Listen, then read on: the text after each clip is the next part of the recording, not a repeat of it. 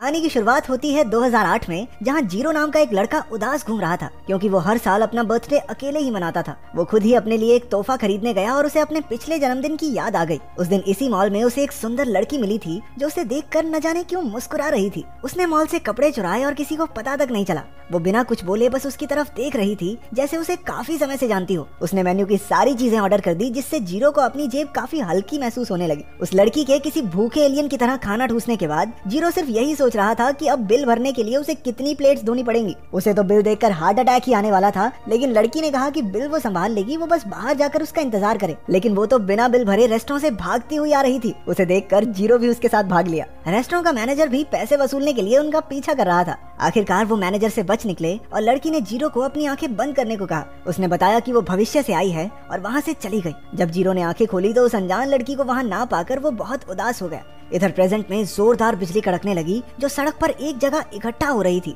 जब बिजली हटी तो वहाँ से वही लड़की फिर से निकली जो एक साल पहले आई थी। चलते चलते वो कुछ बदमाशों के पास पहुँच गई जो अपना चोरी किया हुआ सामान टटोल रहे थे। लड़की को अकेला देखकर उन्होंने उसे घेर लिया। उसने उनके लीडर को पकड़कर जबरदस्त ताकत से दूर फेंक दिया। एक गुंडा जो खुद को ब्रूसली समझ रहा था उसके एक ही मुक्के में ढेर हो गया। इसके बाद उसने एक मॉल में जाकर काफी कपड़े उठाए और मैनेजर्स के रोकने पर उन्हें बिजली के झटके से बेहोश कर दिया। उसी वक्त जीरो पिछले साल की तरह उस रेस्टोरेंट में अपना जन्मदिन अकेले मना रहा था। उस लड़की को अचानक वहाँ देखकर वो हैरान रह गया। वो पिछली बार से उसे कुछ बदली हुई लगी क्योंकि वो रोबोट की तरह सर हिलाकर गाना गा रही थी। आखिरकार उसने जीरो का सर केक में घुसा दिया और उसके पूरे मुंह पर शैंपेन भी उड़ेल दी। इससे पहले वो कुछ कह पाता एक आदमी बंदूक के साथ उठा और लोगों पर अंधाधुंध गोलियां बरसानी शुरू कर दी, लेकिन लड़की ने जीरो को कवर करके उसकी जान बचा ली। शूटर गैसोलीन से पूरी जगह को जलाने ही वाला था कि लड़की ने उसके सर पर एक बोतल दे मारी और उसकी तरफ बिजली की तेजी से भागी। उसने बंदूक छीनकर उसे ही वो सारी गैसोलीन पिला दी। इसके बाद उस लड़की ने बड़ी आसानी से उस आदमी को खिड़की से बाहर फेंक दिया। शूटर अब गैसोलीन की उल्टी कर रहा था कि ऊपर से एक जलती हुई सिगरेट उस पर आ गिरी और वो पल भर में जलकर राख हो गया।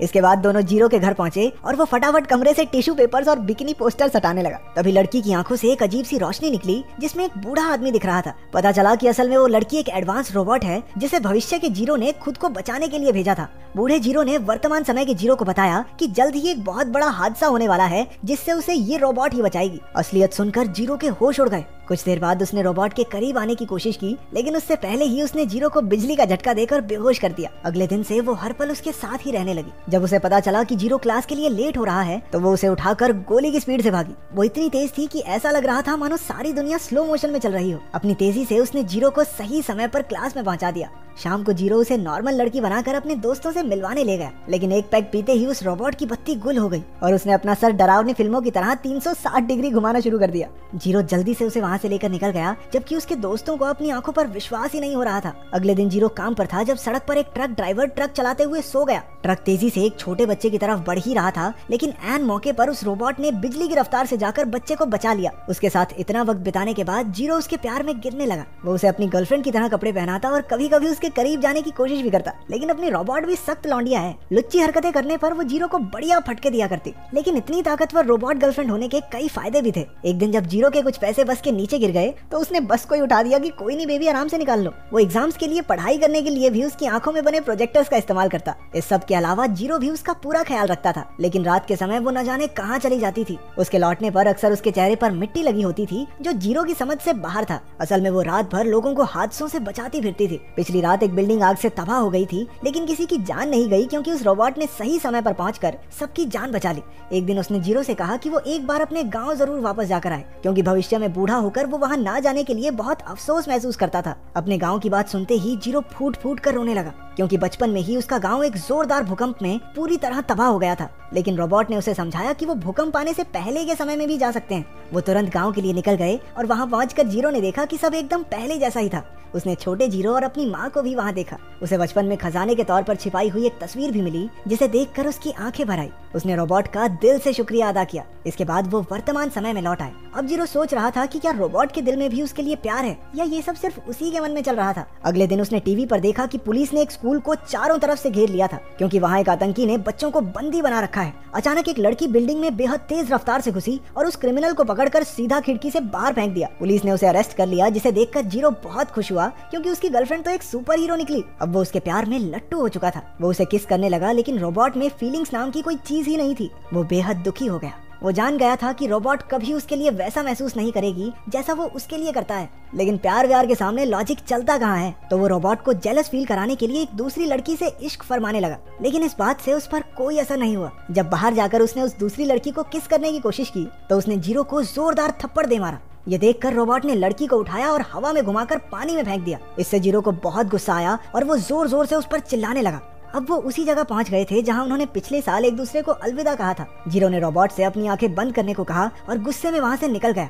अब जीरो नॉर्मल जिंदगी बिताने लगा, लेकिन उसे अब भी रोबोट की कमी तो महसूस होती थी। रोबोट भी उसके मना करने के बावजूद जीरो की सेफ्टी के लिए उस पर नजर रखती थी। उसने जीरो के लिए एक पालतू बिल्ली भी भेजी ताकि उसे अकेलापन महसूस ना हो। एक दिन जब जीरो अपने फ्लैट में था तो अचानक से भयंकर भूकंप आ गया, जिसकी वजह से पूरी बिल्डिंग हिलने लगी। जीरो ने डरकर खिड़की से बाहर देखा कि एक एक करके सभी बिल्डिंग्स मिट्टी में मिल रही थी। उसका फ्लैट भी टूटना शुरू हो गया। वो नीचे गिर ही रहा था कि उसकी रोबो गर्लफ्रेंड ने आकर उसे सही मौके पर बचा लिया। पूरी बिल्डिंग चकनाचूर हो गई। जीरो ने उसे गले लगाकर उससे माफी मांगी, लेकिन खतरा अभी टला नहीं था। पूरा शहर एकदम तबाह हो चुका था। सड़कों पर लोग अपनी जान बचाकर भाग रहे थे और बड़ी बड़ी इमारतें नीचे गिर रही थी। रोबोट गर्ल जीरो को लेकर एक सुरक्षित जगह की ओर बढ़ी। अचानक एक बड़ा ट्रक उनकी तरफ तेजी से आने लगा। उसने जीरो को साइड में फेंक दिया और खुद ट्रक से टकरा गई। एक बार तो जीरो को लगा कि वो मर गई, लेकिन कुछ ही सेकंडों बाद वो बिना जख्मी हुए बाहर आ गई। जीरो ने उसे खुशी से गले लगा लिया, लेकिन रोबोट ने देखा कि उनके पीछे की बिल्डिंग्स भी गिर रही थी। वो जानती थी कि उनके पास वहाँ से निकलने का समय नहीं है, तो उसने अपनी पूरी ताकत से जीरो को एक गाड़ी की तरफ धक्का दे दिया और पूरी बिल्डिंग आकर रोबोट पर गिर गई। लेकिन जीरो को दुख मनाने का भी समय नहीं मिला।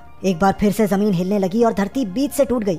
उसने बड़ी मुश्किल से लटक कर खुद को रोक रखा था। उसकी रोबो गर्लफ्रेंड अभी भी मरी नहीं थी। उसने अपने हाथों की पूरी ताकत से वहां से निकलने की कोशिश की, जिससे उसका नीचे का शरीर तो टूटकर वहीं रह गया, लेकिन वो अपने हाथों का इस्तेमाल करके जीरो की तरफ बढ़ने लगी। उसने जीरो का हाथ पकड़कर उसे ऊपर खींच लिया। उसकी ये हालत देखकर जीरो बेहद डर गया। रोबो गर्ल ने कहा भी कि वो अपनी जान बचाकर भाग जाए, लेकिन जीरो उसे किसी कीमत पर छोड़ने को तैयार नहीं था। ये देखकर वो मुस्कुराई और कहने लगी कि अब उसे प्यार का असली मतलब समझ आ चुका है। इसी के साथ एक बार फिर भूकंप के झटके आए और एक बार फिर उसने जीरो को धक्का देकर हटा दिया। रोबोट के ऊपर एक विशाल पत्थर आ गिरा और बेचारा जीरो दुख में उसका नाम पुकारता रह गया। भूकंप के खत्म हो जाने के बाद जीरो ने मलबे में अपनी गर्लफ्रेंड की तलाश शुरू की, जहां उसे उसका हाथ मिल गया। उसने रोबोट को गले लगा लिया, लेकिन वो तो खुद को कुर्बान कर चुकी थी। जीरो ने रो रो कर उसे उठने को कहा, लेकिन अफसोस ऐसा कुछ हुआ नहीं।